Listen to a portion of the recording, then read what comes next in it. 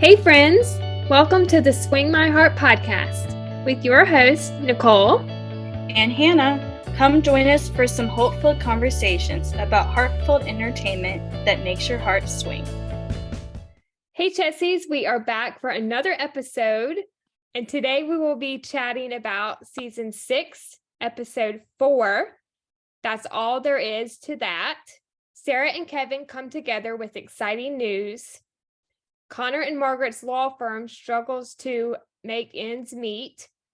And when Mick's pill addiction starts noticeably affecting his life, the O'Briens must rally and stage an intervention. This was one of the best episodes, in my opinion, of the whole series. Of the whole series? Wow. Yeah, I really enjoyed this episode of Chesapeake Shores. Yeah. And Uncle Thomas is back. I almost wanted to say Papa O'Toole, but oh, my kids call him that. Like, Mom, look, it's Papa Joe. I'm like, well, in this one, he's a different person. He's a total I mean, I feel like he's kind of the same person, kind of, but I'm like, my kids just know him as Papa Joe, so it's definitely different. Yeah, I was glad to see Uncle Thomas back for this episode. So just to start off the episode, how about we talk about Mick, Megan, and Thomas, because they are a big part of this episode.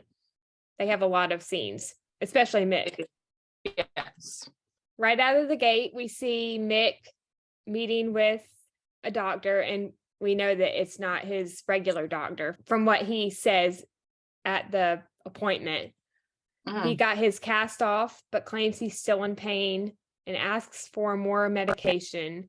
One specifically, but I couldn't understand what it was or how to pronounce it, so I didn't even write it down. But it's a really strong pain medication. The doctor said that you need to be careful with it. So, I can understand. Yeah, he got it from not just that doctor, but he traveled somewhere else and got it from another doctor. So he has it bad, which is sad. It is sad. Like, especially when you start like I don't have an addiction, but like when you start going to like other doctors in other states looking for pain medication and like lying about who you are and all that stuff, like that's when you like, they don't know, but other people will eventually find out, because we do find out like, hey, this person does have an addiction. Yeah. This was really brief, but I loved the mention of Gran when Mick was talking to Kevin. And she's taking a trip to visit family for her birthday. And she's seeing her cousin Nora, who she hasn't seen in years, which is nice. She gets to be with family. Yeah. Mick fell asleep, or basically passed out at his office, and forgot to pick up Carrie and Caitlin from Taekwondo, which causes Abby to get a call from their instructor. What were your thoughts on this scene? Like, the first time I watched it, I was kind of scared for Mick. Like, I thought it was something more serious than just falling asleep. Yeah. Oh yeah. I was a little nervous too. I was like, oh no, what happened? Because you can definitely see like on Abby's reaction too. Like, Abby really thought like something bad happened to her dad, just to come find out that he fell asleep at his desk, probably because taking too much pain medicine, his painkillers made him sleepy, because they make you tired. So he just passed out and fell asleep at work. Yeah. I loved the scene when we first see Thomas and he's talking to Megan, and he's asking, how it's going with her job on the West Coast. And she is saying how great it is that he found a place in Baltimore. And then they start talking about him and Mick working together again, which I loved. I would like their how far they've come in their relationship, because definitely in like the beginning of the series, you can definitely tell like them butting heads a lot. Yeah, because they're definitely two different people. Yeah. Thomas finds the medications in the glove box of Mick's truck. We're all looking for the blueprints and inspection report for the Baltimore renovation. So now he knows what's going on. Yep. He goes on to let Abby and Kevin know. And, he's wondering why he went to two different doctors, Dr. Judd and Dr. Hopley, in Baltimore and Annapolis. Annapolis is more than an hour away. But, he has a pretty good idea already why. Yep. Thomas believes that they need to talk to Mick, and Kevin wants to make sure that they handle it the right way. The next scene really got me when Thomas confronts Mick about the painkillers. Yeah. It's kind of sad. I mean, Thomas is just looking out for his brother, and Mick is like, don't lecture me, don't do it. Yeah. He's very defensive, but yeah. Thomas is talking about how Mick is starting to act like their dad with his addiction because their dad was an alcoholic. And he would say the same kind of things that Mick is saying. Mick gets into an accident and basically runs into a parked car. That was scary. It was thankfully nobody was hurt. So it was definitely a scary scene. Yeah. Mick claims he was reaching for the radio to change the station when it happened. I was just thinking in my mind, no, he was falling asleep from those painkillers. Yeah, it's definitely like when you start definitely lying about that kind of stuff. Like, just come on, just tell the truth. Like, you fell asleep at the wheel probably because of all the painkillers you've been taking. But thankfully, nobody was hurt. So yeah, it was definitely because of the painkillers. Yeah, because you could see as he was driving, he was like, oh yeah, falling asleep. And Mick wants Kevin to call Miley's Towing instead of Lawson Towing because they know how to mind their own business, and Steve Lawson is a gossip. I think this was the first point when Kevin was like, okay, this is something's going on. Yeah. And he calls Uncle Thomas and mentions that they do need to have a talk. Yeah. Which happens, I believe, in the next scene or one of the next few scenes. Yeah. They have the family meeting and then eventually the intervention because Mick shows up. Yep. Megan also wants to proceed very carefully because if they do it wrong, that could push Mick over the edge. And Abby is like, Mom, I think he's already there. Yeah. We hear a mention of Jess and David. They aren't there because they took his mom and sister out of town to get away from everything with Dennis, which is totally understandable. That in itself is another situation. Well, yeah, especially they had like paparazzi following them and stuff like that. You definitely want to get away from all of that. Just get away secluded somewhere. Yeah. And they don't want to bring Connor into it because he's still recovering and he doesn't need the stress of it. So Bree mentions how it's important Mick feels like getting help is his idea. What did you think of Bree's comment? Like, did you agree with what she said? I agree with Bree. Like, sometimes, like, I think he has to realize, like, he does have that problem and he does need help. Because sometimes, like, I feel like if you are forced to get the help, you might revert back. Like, you might go do it for them, but, like, revert back to your thing because, like, oh, I have this problem, whatever. I'm just doing it for them, to please them instead of figuring out, like, hey, I have a problem. I need to fix this. So I think I kind of agree with what Bree is saying. Yeah, I do too. When Mick shows up and Thomas gives his short little speech to Mick, I was kind of crying. I have to admit. It was a good scene.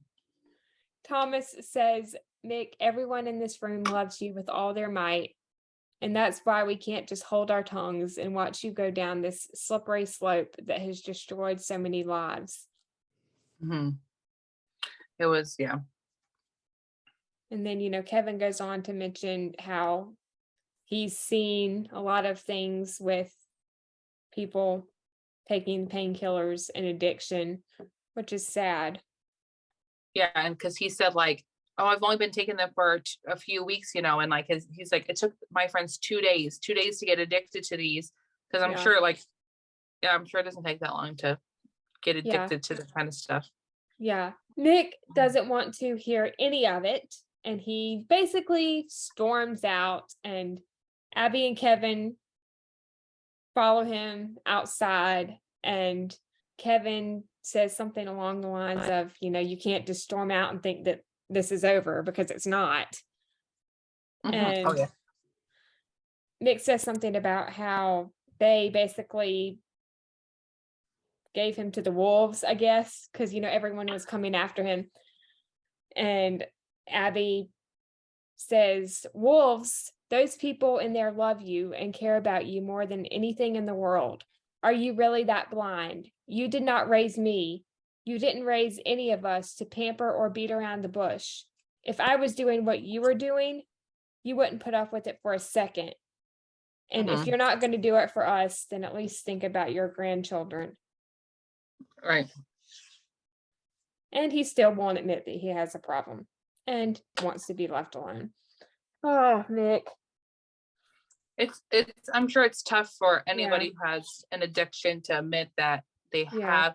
So I feel like he says that like, I've only been taking them for a few weeks. I'm like, but honestly, I'm sure it always takes like Kevin said, like it only takes a couple of days to get addicted to pain, like strong pain pills. Because I remember taking them after having my kids. Like I had C-sections with my kids, so I took extremely strong pain medication afterwards, and I remember how good they feel. And so I can understand how people can get like, they like that feeling good. It makes you, just mellow out, and it does make you tired too, because you take too many of them, it can make you fall asleep. Yeah. Like he was on this episode. I have to admit, the acting from everyone in this episode, especially Treat. I know Treat was really good in this one. I really loved almost like the raw side of him. Like you definitely see like he's usually very, strong and stoic and all that stuff. But like towards the end of this episode, you can see him like breaking down and, finally figuring out like everything. Yeah. Nick meets with Luke at the bridge. This was another great scene in the episode. I really enjoyed this scene. Definitely tear-jerking, but it was a good moment. Luke talks about his drinking problem, and he says that he didn't know he had one until he hit rock bottom. He went to a support group, and that saved him. These two lines are probably two of the best in the episode, and they're both from Luke. The first one, Luke says, Nick, it doesn't matter if it's booze or pills or whatever, addiction can break the strongest people. His second line is, addiction is the only prison that I know where the locks are on the inside. Yeah. Oh. It's the good. I really enjoyed this scene. Yeah. And then just Luke's support for Mick. The last scene we see in the episode is when the two of them are sitting on the park bench and Mick is getting ready to go into the meeting for the support group. For the 8, yeah. On to Kevin and Sarah. They didn't have many moments in this episode, but the ones that they did have, I loved every single one of them. But they were all great. Yes. This one episode for Kevin and Sarah. Yeah. The conversation before work when they are talking about cereal and their trip to Maui. I love them. They're so funny. Yeah. They're probably my favorite couple on Chesapeake Shores. Oh, okay. I love them all, but they're probably my favorite. Yeah. Yeah. I like Sarah and Kevin's dynamic. Yeah. Sarah had recently taken a pregnancy test and she sees that it's positive, so she's pregnant again, so they're gonna have a baby. Yay. I know. Yeah, I'm excited. Yes. This wasn't a scene with Kevin, but I loved the conversation that she had with Megan. I thought that was a nice moment. Yeah, Sarah tells her that she's pregnant. I think, and she's scared because She's scared. she dealt with that miscarriage, and so did Kevin. Megan deal with one too? Yeah, so I feel like she deal with one too? Megan might have. I would have to go back and watch the earlier episodes to know for Remember sure. after I thought she did, because remember, like, after she dealt with her miscarriage, like Sarah did, that like Megan told her. Oh yeah, you're right. And so I think I wonder that's why she, felt comfortable telling Meg before she told Kevin, because like she dealt with it too, and then got pregnant afterwards with and had a baby after that. Yeah. So I wonder that's why she told Meg first. That's right. Yeah, you have a good point. I think I do remember Megan saying that. Mm-hmm. It might have been in season 5. Yeah, I think it was the previous season because she had a miscarriage. So yeah. I also loved their conversation at home when they are talking about Mick and how they hope Luke can convince him to go to a support group. Then they start talking about Maui again. It sounds like Maui's a great place. I need to go, apparently. Apparently. I've heard it's a beautiful place. It would be fun to visit. You'd have to give me some sleeping pills to take me. I don't like flying over water. Oh, give me some sleeping pills, then wake me up when I'm in Hawaii. But I don't like flying over water. I have a fear of flying over water. So I'm like, no, I've never done it, but I haven't either. Yeah. I was like, I'd rather take a boat. Oh, I don't want that either. I have a fear of open bodies of water too. So I have a fear of probably because I watched the Titanic when I was a little kid, and I probably shouldn't have waited until I was much older. I have a fear of my boat sinking, and then instead of dying by freezing to death, I die by shark attack. that was my fear. I'm like, no, that's why I don't. And I get motion sickness really easily, so I couldn't do a boat. Like, boats make me queasy. Oh, that's understandable. But yes, take me to Maui. Yeah, it's just like if you could just snap your fingers and transport yourself there. Man, I'd be transporting myself all over the place then, because I would love to go to Europe or something like that. But I have a fear of flying over water. So maybe when I get older, much older, the fear will go away. Let's see, what show is it that the main character does that? They snap their fingers. Isn't it Bewitched? Is that Bewitched? Maybe that might be it. That's an old show, it's a really old, way before our time, a long time ago. It might be Bewitched, I think. I think it is Bewitched. I thought it was. Maybe it's not. I'll have to look this up now. Or maybe it's she moves her nose and she's like, that was her nose. And maybe it is. I don't know. Yeah. But anyways, that's actually a good show.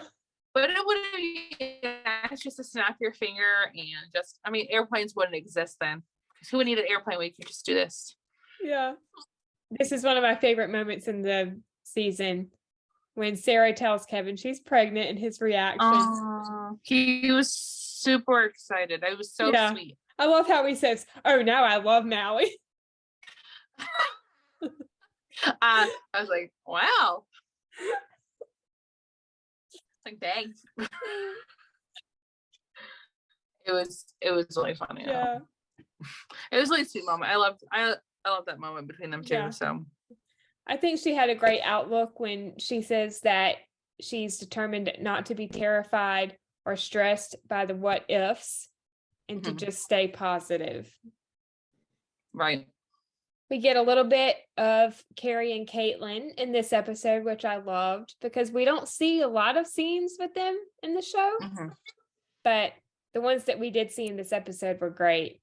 Yeah. I wish we had more scenes with those two. Yeah. Carrie won the Maryland Scholastic Art Award. There's a big ceremony in Annapolis, and the award includes $2,000 in classes and art supplies. That's awesome. That's especially she's a teenager, so it's a big accomplishment for her. Yeah. And of course, being an artist myself, that's pretty cool. I can draw stick figures, and that's pretty much the gist of I can do other artsy stuff. Like I do photography. I Yeah. like that. But if you want me to draw something, you're gonna get a stick figure from me. Stick figure families totally can do that stuff. I'm not the best at drawing people. I'm better at drawing landscapes. Okay. My son, like, he watches those YouTube videos and how to draw stuff, Mhm. and he can just follow these instructions and he can do Wow. that stuff. And he's 7 and he's extremely good. Like, I'm like, you really hone into this, like, this thing, because like I think you can really, go far with this. But yeah, he That's doesn't get it awesome. from his mother, nor does he get it from his father. So I don't really know where he gets it from. Oh, that's awesome that he's so good at that. I love Bree's line when she says, "Great art brings happiness to the masses." It does. Great art does take, yeah. Yep. Then Nick's line, he says, "Your sister is a regular Picasso. Isn't that something?" And Caitlin says, "Grandpa, please." And then she says something else. He's annoyed. I don't remember what it says. I think she mentioned another artist. Caitlin said she's more like, the artist she mentioned. I can't remember. Yeah. I didn't catch the name, but I thought that was funny. I loved when Carrie is talking to Bree about her artwork and asking if she wants to go shopping for a dress for the ceremony. And Abby's conversation with Caitlin. Abby says, "Are you getting a little bit sick of hearing about all this art ceremony stuff? Because I have to tell you, I was pretty sick of hearing about Aunt Bree's big dumb novel when it came out." Bree's like, "Oh, really?" Oh boy. Oh my gosh. I love that scene. It was so funny. And Abby's like, "And when it made the bestseller list, I was fed up." But I think she was trying to ease her into like, hey, your sisters, you're gonna have accomplishments and she's gonna have accomplishments. Right now she's having her accomplishment. But I thought it was really funny, the banter of that. It was hilarious. Yeah, she says, "But then I realized we all have our own special skills and we can still be each other's champions because we're family." Mm-hmm. It was sweet. Yeah. Caitlin responds by saying, "I know what you're doing, Mom, and thank you." No, it was a sweet moment. Yeah. The party after the awards ceremony, that was really nice. And, they're all cheering for, like, "Hip, hip, hooray, hip, hip, hooray." Yeah. They have a party for everything, though. I know, but they celebrate everything. I'm like, I want this. I mean, like, I guess I celebrated growing up when I was little. I celebrated my birthday at Thanksgiving because because my birthday is the beginning of November. Yeah. But my mom's like, well, we're already getting together in a couple of weeks. We'll just celebrate your birthday at Thanksgiving. I'm like, okay. That's a good time to celebrate. And Thanksgiving is my favorite holiday, so I'm okay with this. Turkey, mashed potatoes, and gravy, and some cake for Thanksgiving. I was totally fine with that. So yeah, Thanksgiving is one of my favorite holidays too. It's all the carbs. Oh gosh.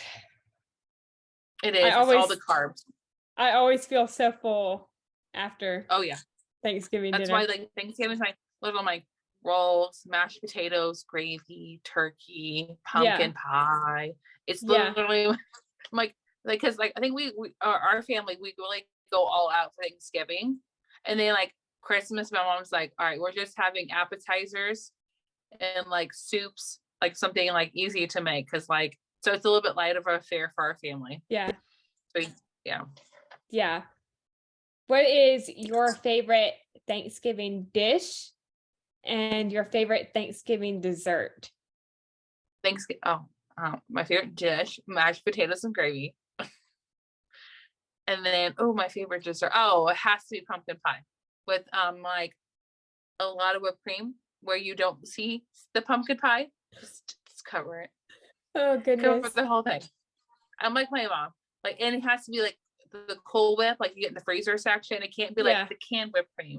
It has to be Cool Whip, and then you just cover your pumpkin pie in it, and it's delicious. Yeah, those are great. I love those. But I think my favorite would have to be green bean casserole for favorite dish. And I'm trying to think of what desserts we make for Thanksgiving. I know we do a pumpkin pie. So that's the only one I can remember. I'll just go with that. Do you guys do like pecan pie or anything? Yeah, I think we do pecan pie as well, maybe. Okay. Yeah. We always do like a few different kinds of pie, but yeah, pumpkin pie is my favorite. It always will be, and I could have it all year round and be okay with it. Yeah. Pumpkin pie is good. So I'll go with that. There you go. It's always a safe choice to pick. Pumpkin pie is always a safe place. Yeah. You know. Connor and Margaret, they had some good scenes in this episode together and individually. Yes. With other characters on the show. I loved their first scene when they're talking about the zoning case, their finances, and the Crawfords. And, you know, Margaret is saying how the Crawfords told her they don't think that they can pay them for, I think, about a month. And then they start talking about how, you know, they don't have any funds left after paying the bills. And Margaret says, "Don't kill the messenger." And Connor says, "I kind of want to kiss the messenger." Oh, yeah, I remember that. Like, oh, it's so cute. Yeah. The Crawfords used to own the business where the law office is, Crawford's Pet Shop. Rita and Leo are their names, and they're getting a divorce. That's so sad. Yeah. They want to hire Connor to draw the papers and act as a mediator. According to Rita, everything is pretty much decided except the custody of the bird. Of their parrot. I thought I cracked up when I heard that. I'm like, wait. You guys having custody issues about a bird. Tiki. And a kid. Tiki, yeah. I'm like, really? But like, I guess I could understand that. I guess especially if you've had that bird for, you know, for so long and you both have shared a bond with it. Yeah. So I can understand, but it's funny that you have to get a lawyer involved to, you know, draw up custody plans for the bird. It's super funny. Yeah, I love how Connor says, "I went to law school for this." I'm guessing that you wouldn't be surprised about what people go to court for, like doing this stuff, but because they just can't agree. Like, yeah, so that's what the lawyer is for. You're paying this lawyer to find out, like, what custody you're gonna do with the bird. I'm like, oh my gosh. Yeah, and then the scene follows up with them having a conversation on the sofa. I thought this was really sweet. They're reminiscing about their date a few days before and how they stayed up all night talking for hours. So I'm guessing that this is when Connor snuck out is what they're referring to. Yeah. Connor's conversation with Bree, and I believe this was when they all got back from the award ceremony for Carrie. Connor is talking about how the Crawfords signed a legal document stating that they won't teach Tiki to say bad things about the other person. Like, darn. Can't believe you have to have that in writing. Bree mentions how she'll have to use that somewhere. And I don't have Connor's line written down, but he says something about how she can use it, but use the words protect Tiki. Yeah. I also thought it was sweet how Bree said she's proud of Connor with staying disciplined with his diet. Yeah. It was nice. Connor and Margaret interview someone who wants to be their receptionist. Her name is Harper. And the funny moment I have written down from that scene, she says, "Were you two a couple and then joined up professionally, or the other way around?" And Connor's like, "What?" And Margaret's like, excuse me? Harper says, aren't you a couple? Because the vibe is like impressive. The aura, connection, you do have it. And I just want to say it's pretty incredible to be around. It's like having a big old energy drink. I love her. I can't wait to see like everything else, all the other scenes with her, because she's super funny. She's very outspoken though, just for an interview too. I was like, okay, now that's very forward. It was, especially with people you don't know. I would never ask that in a job interview ever, but it was funny. Yeah, I get extremely nervous. I get high anxiety at interviews. I don't like them, even though like I know the person like I'm interviewing with. I've had a job where I already knew the person beforehand. We already like when I got my teaching position, like I already knew my boss beforehand because she was my children's preschool director. But it was still nerve-wracking. Like you get extremely nervous. I'm like, I can't. I'm sweating bullets. But here she is, like asking them about their relationship status and all that stuff. It was super funny.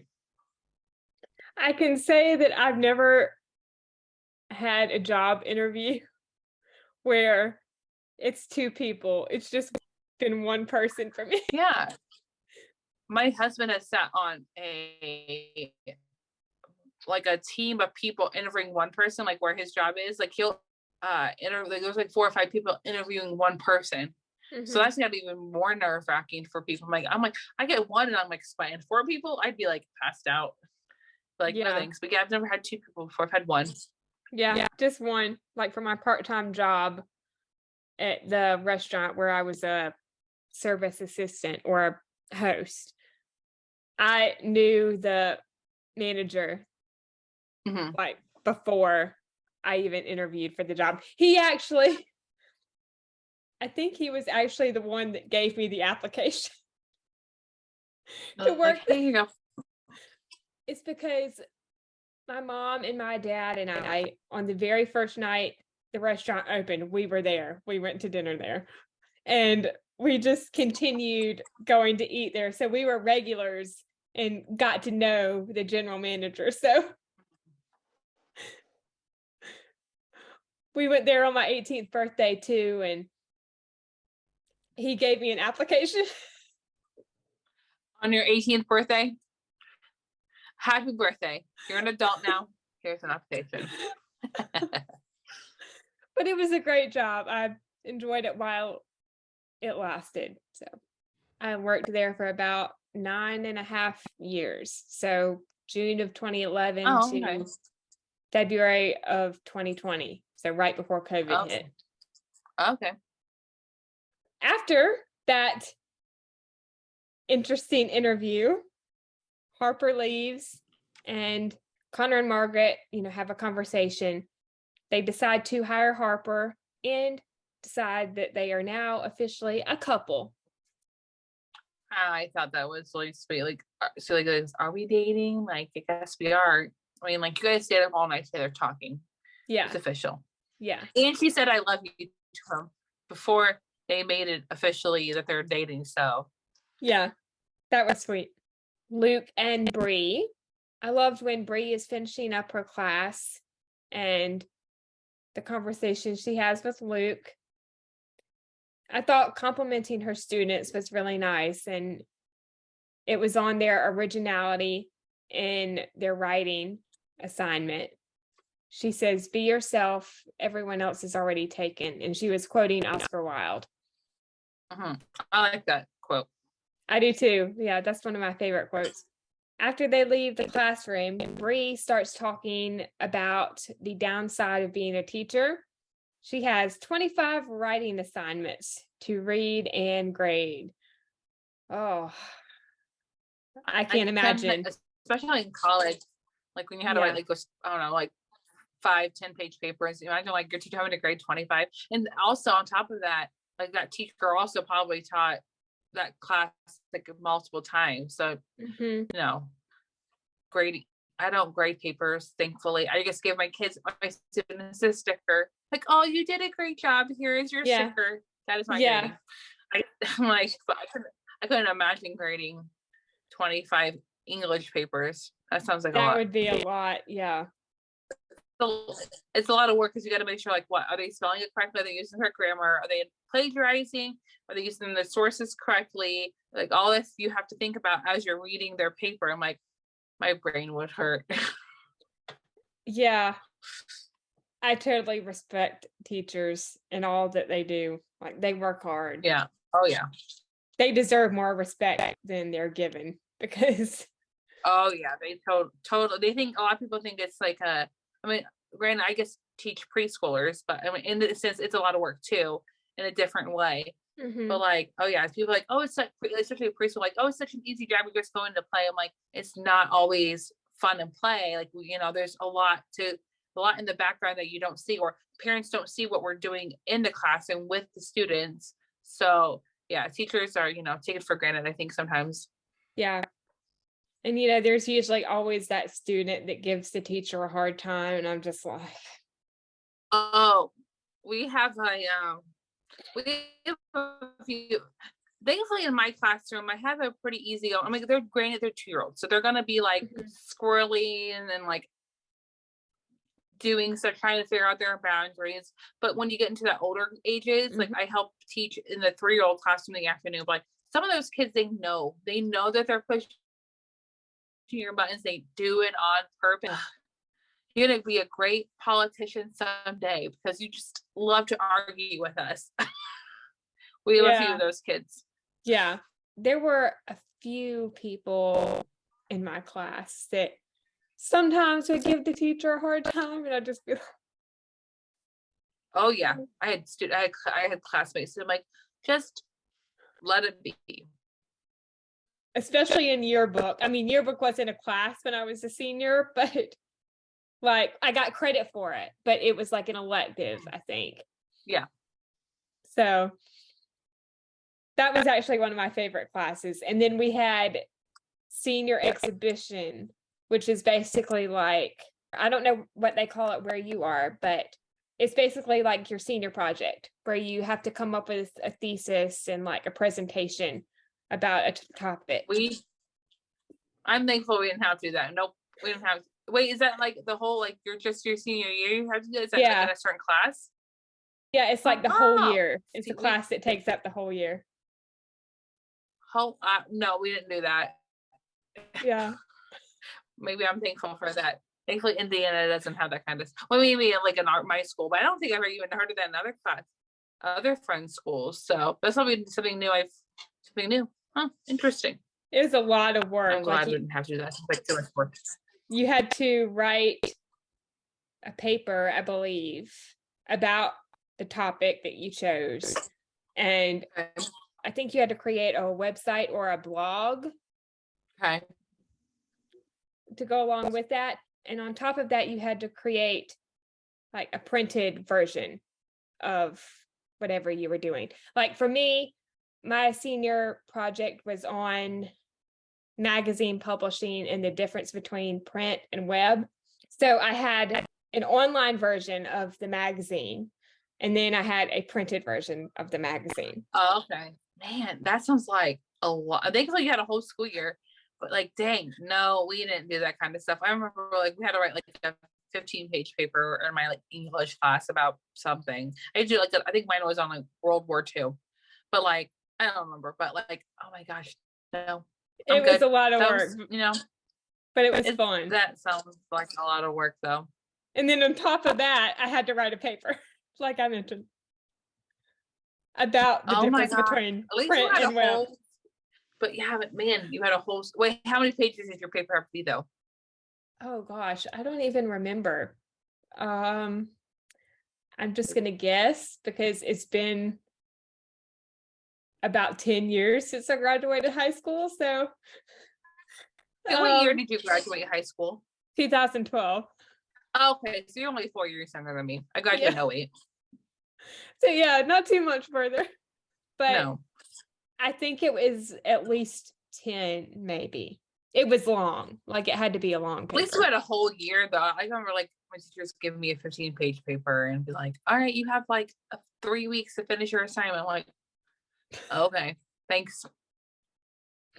And it was also fun because I added the element of cheerleading into the magazine. Like that was what the magazine was. It was a cheerleading magazine. My magazine was a cheerleading magazine because I was on the cheerleading squad. So that's how I got Oh my that gosh. inspiration. A cheerleading magazine. I love it. And actually it was extra work for me too, because I had to do 3 interviews for the magazine. Dang girl. That is a big project. It was fun, but it was a lot of work.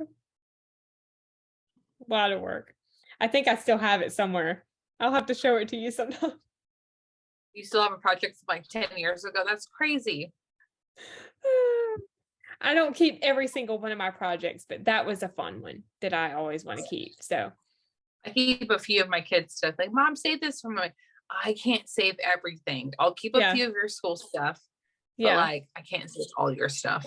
yeah, We lost track a whole yeah. lot. But what I was going to say about the work it takes for teachers to grade papers, and especially like that amount, I had 28 people in my graduating class, so I know that must have been a lot of work to grade 28 senior exhibition. Dang. That's a lot of papers, especially that big of a project too that you had. Yeah, I got 100 on my senior exhibitions. Dang. Well, you probably went above and beyond for it. I'm like, but dang. Perfect. 100%. Good job. I was really nervous though for the oral presentation that I had to give. Like every senior had to give an oral presentation. Nope. I'd be tapped out. And I also took public speaking my senior year, and that didn't turn out too well. I mean, I passed the class. I passed the class, but my final exam speech, I went and bombed. And I literally, when I got up there, I forgot everything I was supposed to say. Wait, did you have to have it memorized? Yeah, he made us memorize it. Like he wouldn't let us use note cards. Oh, I don't like talking in front of people like that. And so I would have super anxiety. My palms are sweaty. I had to take a public speaking class in college because it was required. In any degree you took, doesn't matter what degree you took, you had to take it. I'm like, it doesn't make any sense why I had to take it in my degree. But like, I'm like, you gotta do. I'm like, but like, I would just stare at the wall, and my teacher would always write notes. You're staring at the wall, stare at everybody else. I'm like, but I don't want to stare at you guys. You guys are making me nervous. Oh my goodness. Yeah. I mean, I can understand wanting to help by not using note cards, but at the same time, it can be nerve-wracking because for some people, like you could just get up there and forget everything you're supposed to say. That would be me. But it was kind of like, it felt good to get that 100 on the senior exhibition after my final exam speech was bombed for public speaking. But back to Chesapeake Shores. We got way off track.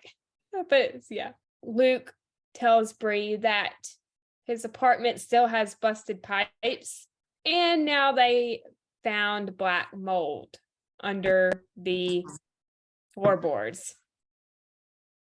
Mm-hmm. So he has to move. And I think he mentioned something about how they'll probably just have to tear the apartment building down because it's everywhere. And I'm like, dang, that bites for all the people who live there.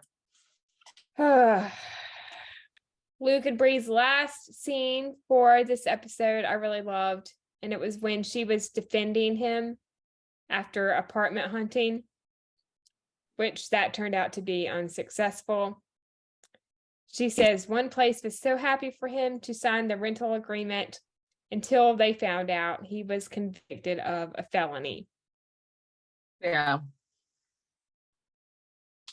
It's tough, I'm guessing, for those, Yeah. Unfortunately, you have to check that box, and a lot Yeah. of people are like, well, they're scared of like what they're going to do. So Yeah. but Bree I like it says- that Bree was mad though, like she was really upset that nobody would take him. So I like that she was trying to defend him. Yeah. Bree says, I wanted to tell him off. And then Luke says something. I didn't catch what he said. Bree follows up by saying, they just make it impossible for you to turn your life around. The most basic of human rights, a place to live, a roof over your head. And I love how Luke says, preach, sister, preach. I liked it too. Bree's a passionate person, so I like that. And very kind, I think is what Luke said. Mm-hmm. So sweet. Bree mentions that he can keep sleeping on the sofa bed at her home until he finds a place to stay or live, and that the offer still stands for his cactus plant to stay. I love Luke's line. He said, is that what this is about? You have your eyes on my cactus plant? I thought that was so funny. I was cracking up. Bree said, only because she's just about to flower. I thought it was so funny. Like, That banter. Oh. And the kiss was really sweet. I think that's about it for season 6, episode 4. It was a great episode. Yes, I really enjoyed this episode of Chesapeake Shores. Yeah, it's a good one. Mm-hmm. Well, thank you so much again for joining us, Simone. This was so much fun. It was a lot of fun. We can't wait to have you back again sometime. Yes, looking forward to it. Maybe for another episode of Chesapeake Shores or a Christmas movie, because Countdown to Christmas is I will coming be up. here whenever you need me. Oh, yes. All those Christmas movies. I'm looking forward to all 30 plus of them. Yeah, I can't keep up. I can't. I'm too busy with work, and so maybe on my Christmas break when I'm off work for 2 weeks, I'll catch up to them. Yeah, there's Hallmark Movies and Mysteries, Great American Family, Up TV, Lifetime. Too. And I'm like, I can't. I just pick and choose. I'm like, I might miss them. So then, like next year when they start, like they do Christmas in July, I'm like, Yeah. oh, I haven't seen this one. Okay, but this past year I probably missed it because there's like 40 new ones usually a year. I'm like, I can't keep up with all 40 of them. I don't know how people do it. You can't have a job. You have to quit your job for like 2 months and just watch them all. Yeah, but I think it's going to be a great Christmas season. It will be a very good Christmas. Very busy, so we'll have to. I'm looking forward to watching. I don't know if we'll be able to watch all of them, but watching most of them. Yeah. All right, Chessies. I think that wraps up our recap of season 6, episode 4. Thank you so much for listening. We hope you enjoyed and have a great day or night wherever you are in the world. And we will see you next time. We love y'all. Bye. Bye.